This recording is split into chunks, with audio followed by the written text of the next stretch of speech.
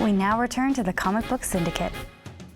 Okay, guys, so here we are. Dark Knight Returns by Frank Miller, Klaus Janson, and Lynn Varley. We just reread it again 30 years after it was published. Okay, so without spoiling the story too much, this book opens up with Batman in retirement. We're not going to talk about why he gets back into it. He basically decides, you know what, I got to get back to this. So as an old man, he decides I'm going to go back and out and fight crime again. So we're reintroduced to all, Commissioner Gordon, Catwoman. They're all middle-aged people now. And what happens is this attracts the attention of the government. It attracts the attention of Superman. And so basically, we have 4 stories. Each have a beginning and ending of their own. And we're not going to spoil too much about what happens in the other ones, but we will talk about the 4th one, which is where Superman comes in. Mm-hmm. Okay? Superman has been...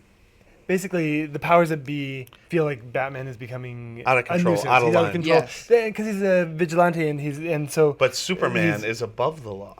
But Superman isn't. In this book, he's a government toady. He basically is He's Ronald Reagan's little bitch boy, basically. So, well, the thing is, we had an interesting question from one of our fellow comic book fans last week. They said, wait a minute. They said, was Frank Miller ever considered a good artist? The answer is yes. In the 1980s, he was arguably the most popular artist, at least in the top 3. Mm-hmm. 30 years on, Brian, what do you think of Frank Miller's art in The Dark Knight Returns? Dated. I would have to say it is a victim of its own popularity. I think because it was so ground setting at the time, I think if you were to go back, this thing could use a total ink job up and down. It could use a ton of a little refinement, get rid of some of the layouts, maybe streamline it a bit. I think this book is a little overly heavy in dialogue, but if you look at anything Frank Miller has done post this, i.e. All-Star Batman and Robin, God, it makes you feel like he's lost it. I mean, it's anything really he's done lately. He's lost it. He's become crazy. So he is. He's a maniac. So Jeff, 30 years later, what do you think of the art? I didn't read it at the time, but I kind of love it. I mean, I think we have to. We were talking before about kind of laughing at some of the hairstyles. That image right there, my God. There's a lot of things that one can laugh about, but I think one has to distinguish between sort of style of characters, like hairstyles, because it's mid-'80s. Right. And the moments when you have like really nice brush marks and strokes, like that to me is really quite lovely.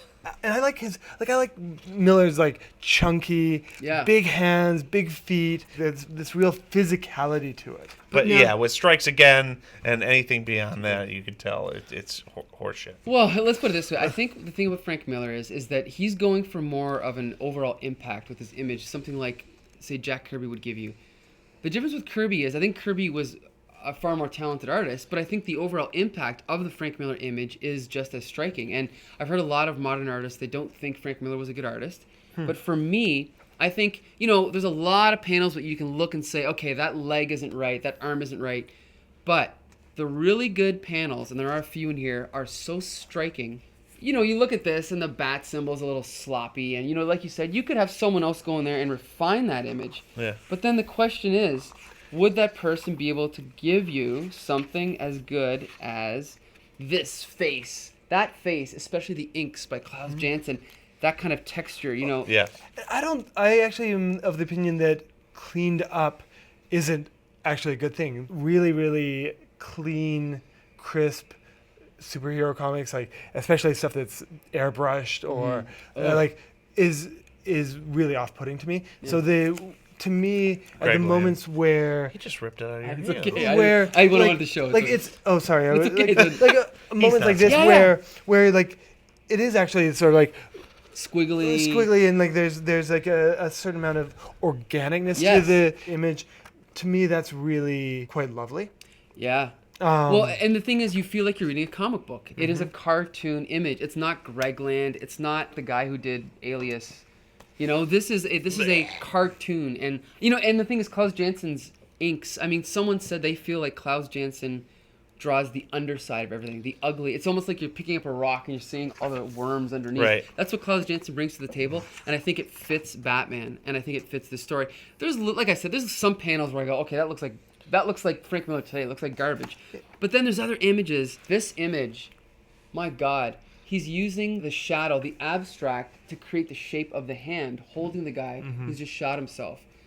It's amazing. That's something that's coded in the American flag. Yeah, that's something. Yeah. And then the the film noirish lines in the background. That's something that Very 80s. yeah, well, it is.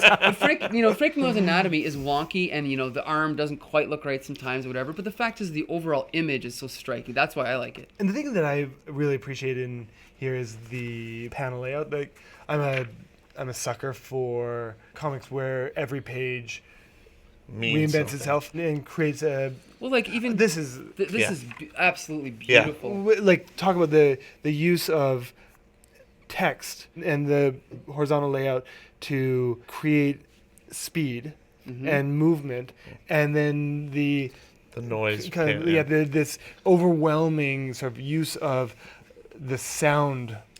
Well, and there's effects. also he does have a lot of tiny panels with a lot of tiny things going on, but then he'll have these giant Kirby splash pages, right? That's an amazing page. It is an amazing page. You're right. And the thing is, though, is it varies. He has little close-ups, but then he has these giant splash pages, which is ideally what a comic book will do. It'll zero you in on certain scenes to focus on their impact. Oh, there you go. This page is Right here. Let's show that so really quick. great. This is where Bruce Wayne's parents Parents get are killed, and Without a single. it becomes so cinematic. Whereas we've gone from these panels where it's like every page is different, like these long panels, big panels, and then all of a sudden we go to a perfect 4x4 grid where it becomes like all of a sudden rhythmic. Joe Chill killing his parents. Everything, and time the slows shell down. down And to we're the getting, ground. second by second, slowed right. down, Yeah. like to The the bullet. point. It's almost slow motion, right? The Yeah. bullet Yeah.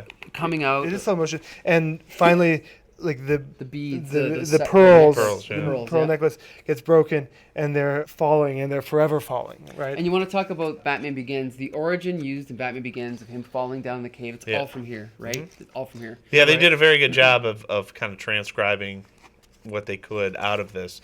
And if you want to jump forward into Batman versus Superman, I think using imagery and symbols and basically the main mythology of this book itself, 40%, I would say, is going to be into the movie. I would say it's going to be a hit. If you're able to translate that over into film, it's going to work. But you can't take it all, without it blowing the whole thing up. There's a lot of things going. Like there's these 4 different books, 4 different storylines.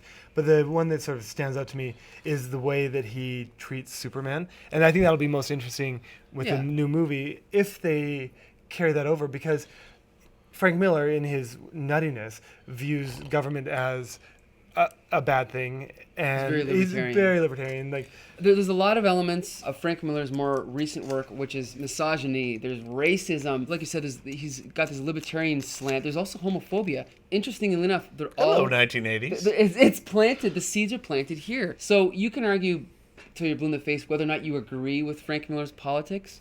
But I want to know is, does the dialogue and the story hold up? What do you guys think? 30 years later. It does hold up. You could probably, if you were to take the script alone and just totally rework it, I would even accept him and his new pencils nowadays. Yeah. I could see him trimming out a lot and actually some of the newscasts get repetitive and using an economy of art. Yeah. I think he could make it work a little bit better, but I'm saying that's what makes this a seminal type of work of art. I think the writing does hold up, and I think, like, in terms not just of on the sentence by sentence level, which I think is good. The dialogue doesn't. I never found myself bothered by it, as I sometimes am with comics. But I think in terms of story, giving Batman this new motivation, like he's an old man and he's been out of it for 10 years, but he can't stand by anymore. Like, I think it does a really good job of capturing his inner, like this demon that is eating him from inside. At some point he says, this beast is inside of me and I've been pushing it away, but it needs to feed. Frank Miller, he's so good at that, of giving human attributes to these feelings and describing them in a way that it almost makes it feel like almost like a disassociative personality, where he's got to, like you said, he's got to feed this beast. And it might have introduced an element to Batman a lot of people don't like, which is almost that he's like a psychopath. But for me, I think this gave a new dimension to Batman that wasn't there. And I mean, there is some negative impact from that. But overall, I can't really I don't see complain him as about it. don't see him as a psychopath in here. No. Well, At no. all. I see him as he's an asshole. Yeah. He's hardened. He enjoys. Do you guys agree in this story he enjoys punishing criminals? Yes. Well, at this up until this point, comic characters didn't age. They never got beyond their 30s, and I think this gives a new life to the character. It says comic characters can age, they can have a bad period in their life, and they can reemerge. It allows for some sort of a phoenix type of narrative to whatever they're doing. So, and it opened up the mythology So great. wholeheartedly. It's an amazing. You know, to both characters, Superman and Batman in it. The Joker, too, even, I have to say. It made him a little bit more, it gave him another dimension. I'm just going to read one little quote here. He's in the middle of fighting the leader of the mutant gang, and he says, "Blackness comes in from the edges. I get sick of the arm and kill it below the elbow." That's how Frank Miller narrates these fight scenes. The way he treats people's body parts like they're an annoyance. And then when he's fighting the Joker, he's like, the neck will have to do. Like, this guy, I don't think he's a psychopath. I think he's been at it so long that he's just detached. He's just, I mean, he's out to fight crime. He's out to punish. And I think there's a part of him that enjoys it. Oh, yeah. All right. I agree. So, Dark Knight Returns. This is, you guys agree this is essential reading for any comic book reader? Absolutely. Without doubt. Yeah. Top 5. Yeah, you Absolutely. have to you have to read this. Yes. Whether you like it or not, you have to read That's it. true. You're right. It's one of those things that's like, there's certain movies, whether you like it or not, you have to see them. Dark Knight, Watchmen, and Mouse, 86. It just everything was different after that. Like Yep. you have to read those books. I agree. So there you go, folks. Essential reading: The Dark Knight Returns by Frank Miller, Klaus Janson, and Lynn Varley, partly inspiring the current film Batman vs Superman. So if you get the chance, pick this up. Absolutely. This is essential reading from DC Comics. Have to. Dark Knight Returns.